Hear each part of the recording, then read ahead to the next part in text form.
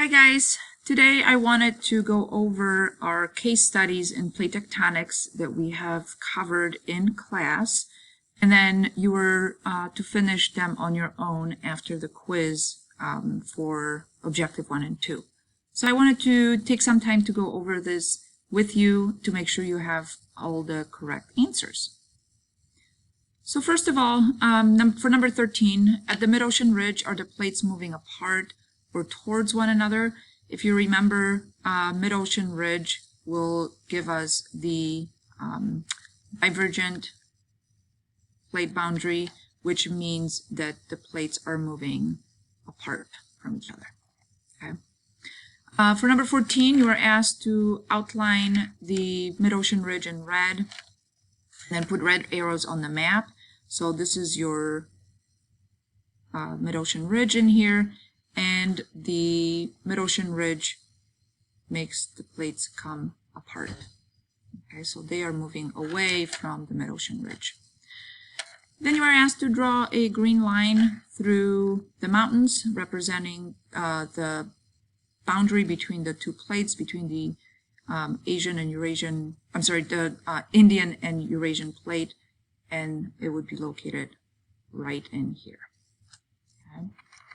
Moving on to question 16, why are Mount Everest and the Himalayas so tall?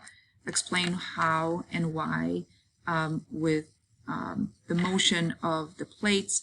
Well, if you can imagine having two plates, okay, that are coming towards each other, okay, they have nowhere else to go but up. So they will actually form mountains because they continue to push this way, right? So the land structures in here have nowhere else to go but up, and that's how you create mountains.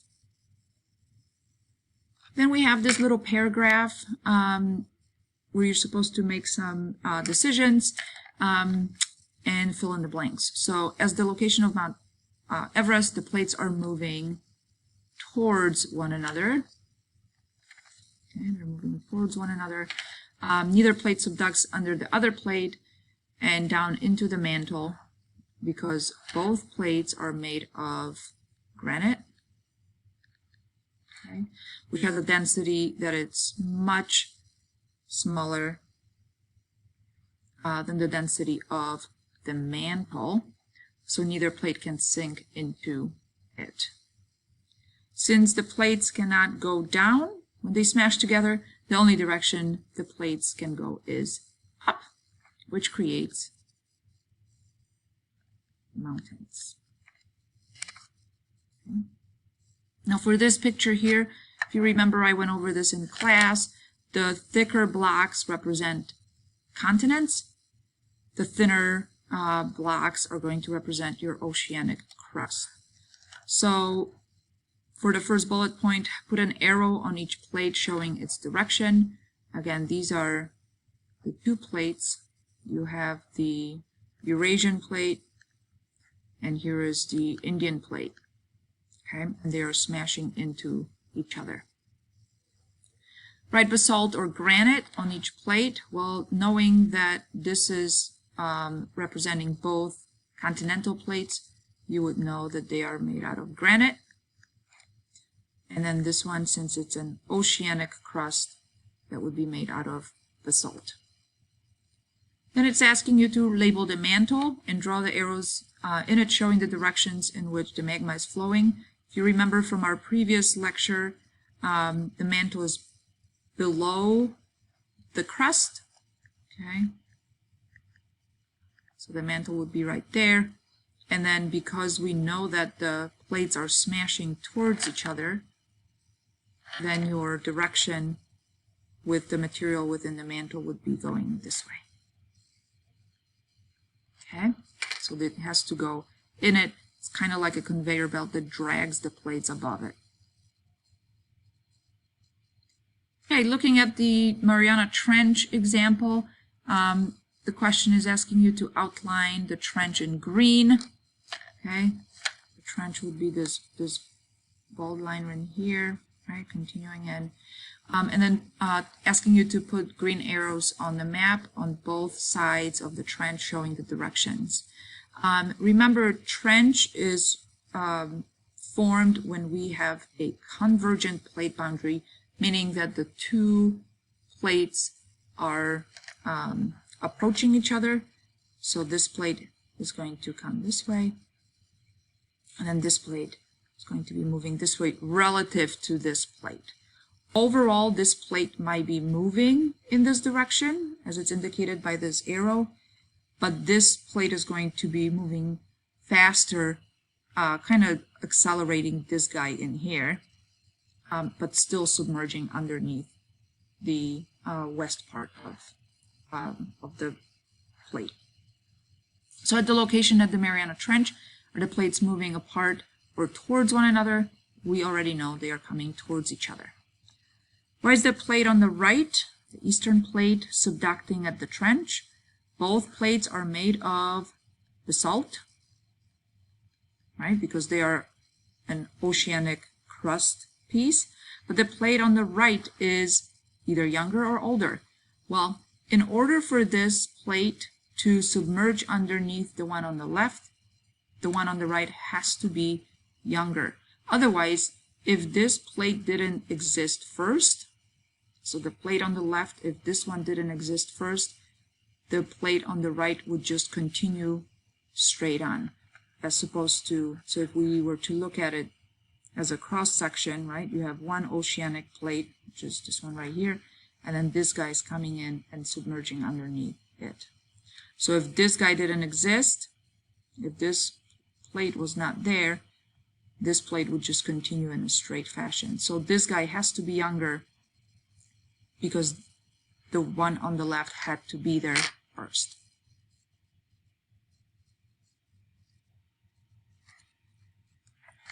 And it will also have a lower density than the plate on the, higher density. That's why it will submerge underneath. Okay. So yes, it will have a higher density. So a trench is the deepest part of the ocean. Okay, that's and it's formed because of the fact that this plate, as it comes down, it drags part of this plate down, so it will actually create this feature that goes like this. Okay, this one is submerging underneath, and this part here, okay, that is your trench. Okay, so how or why does the collision of these two plates create a trench? Because this plate, the younger plate, drags the other plate. Okay. Okay, moving on to number 22. Why are there islands next to Mariana Trench? Explain how and why the motion of the plates creates them. So first of all, there's a lot of friction between plates. Okay.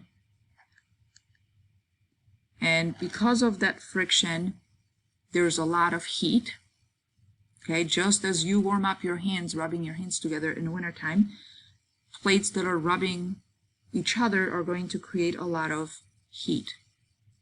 With heat, there's going to be some melting material, and melted hot material is going to be less dense than cold material. So therefore, it will rise. It will burn through that crust and rise, forming volcanoes. Okay, so keep that in mind, that the hot material is less dense, therefore it is going to want to float to the surface, and it will create mountains and volcanoes. Okay, for number 23, it is asking you to put an arrow on each plate showing its direction. Okay, so we know that these guys are going this way. Okay, it is asking you to write basalt and or granite. We know that they're both oceanic plates, so they are both basaltic. you are asked to label the mantle. And you know that mantle is underneath the crust, so that should be pretty easy. And then it's asking you to write melting in red where plate is melting. This is where that friction is going to take place. Okay, there's a lot of friction, there's a lot of heat. And again, because that material is hot, it will become less dense, burn through the crust, okay, and create a volcano. And then the last thing, you're asked to label Mariana Trench and the Mariana Islands. Here's your trench, right? And here are going to be your islands. Okay. Moving on with number 24. This is the North American plate and the Pacific plate. For number 24, you're asked to outline the mid-ocean ridge in red. Grab that. So mid-ocean ridge is going to be in this light gray highlighted area. So we're going to have it here. And then part of it is down here. Okay. You're asked to label trench in green. This is your trench. Okay. And then in blue, you ask for the transform fault. This is where it is. Okay, this is actually the San Andreas fault line. So, at the trench of the coast of Northern California, Oregon, and Washington, are the plates moving apart or towards one another? Since we have, we're talking about trench, you know that the plates are coming towards each other, okay, because we are forming trenches at the convergent plate boundary.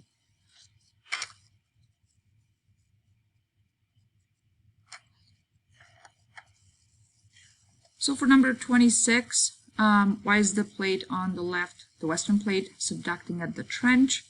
Well, the plate on the left, so this part right here, is made of basalt, again, because it's an oceanic crust, and the plate on the right is made out of granite. We know that because it is part of the North American plate. When they meet, the plate on the left dives below the plate on the right because it is more dense. Okay. For number 27, the question is asking, why are there so many volcanoes? For example, Mount St. Helens in the Pacific Northwest. Well, it is because as the plate submerges, it melts due to friction, just like we mentioned in our last example. And then you're going to have that hot molten material that is less dense. It will rise up, okay, and then create volcanoes.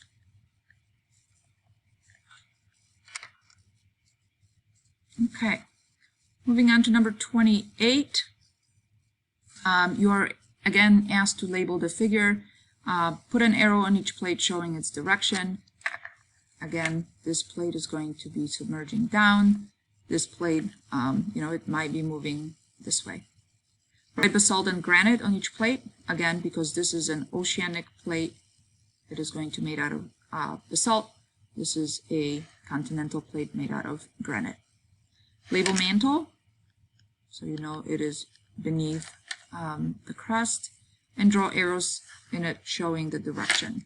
Again, because the oceanic crust is being dragged this way, this would be the direction, right? It's like a wheel that spins that conveyor belt of a crust on top of it. Right, melting in red. Okay, so again, this is going to be where that friction takes place, right? And then you're going to have that hot material rise to the surface as a volcano. And then label the trench. So this is going to be your trench. And this would be your Mount St. Helens.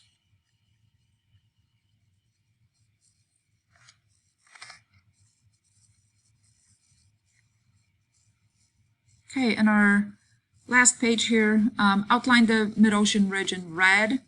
Okay, so again, this is a zoomed in version of the map on a previous page. Okay, so on this page, on the next page, we were zooming in to this area right here. Okay. So we are going to zoom in. Okay, and you're asked to outline the mid-ocean ridge, again in a lighter, in this lighter color. Okay, there's your mid-ocean ridge, and the transform faults in blue, which will be found right there. Okay, put red arrows on the map in the mid-ocean ridge, showing the direction. So this is moving this way. At the mid-ocean ridge, are the plates moving apart or towards one another? Again, mid-ocean ridge is the divergent plate boundary, so they are moving apart. Okay. Why are the plates moving apart or towards one another? Because of convection currents.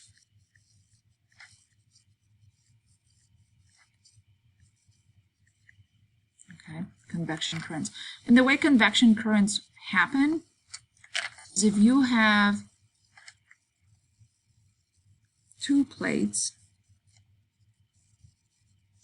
okay, and this is a divergent plate boundary, right, where they're going to be coming apart.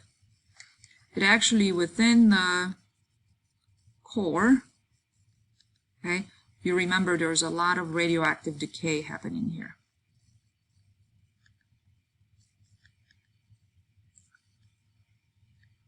Okay. In the mantle, the material will pick up a lot of this heat coming from the core and therefore rise, because it warms up and it becomes less dense. It will rise. Okay, so it will rise in this direction.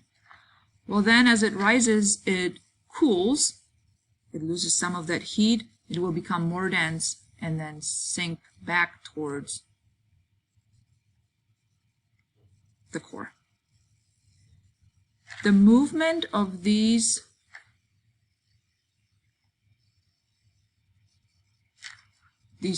hot material within the mantle will actually drag the plates apart. Okay, and that way we have new material coming up here also and forming the new ocean floors. Okay, and then looking at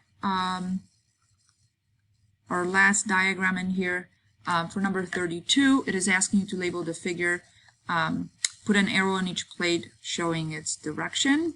Okay, so this is a mid-ocean ridge right here. Okay, you know that they are moving apart, right? Because that's what happens at a mid-ocean ridge. It's asking you to write basalt or granite. The thicker blocks represent continental plates, so those are granite. These are oceanic, so they are going to be made out of basalt.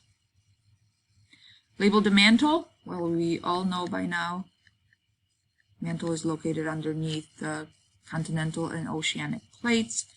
And then ask to draw arrows in it showing the direction in which magma is flowing. So again, the hot material will come from closer to the core, rise in this direction like this, okay?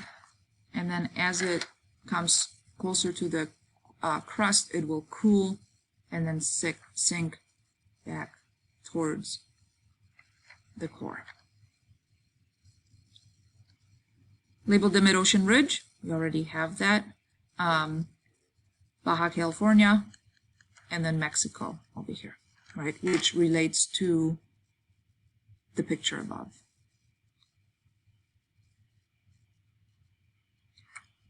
For number 33, it's asking you, is the distance between the mainland of Mexico and Baja California getting larger, smaller, or staying the same? It is getting larger, because we know that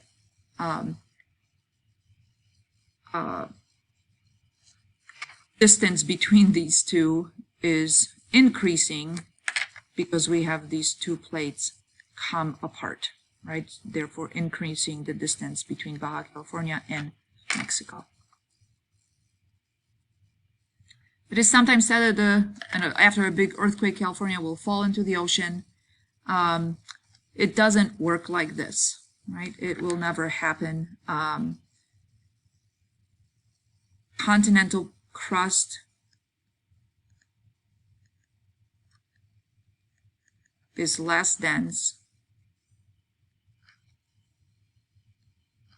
than oceanic crust, so it will not just break off and float away. It doesn't work like that. Okay.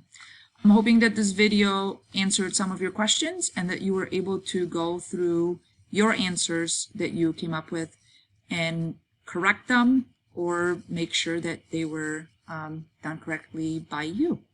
So if you have any questions, come see me, and I will see you in class.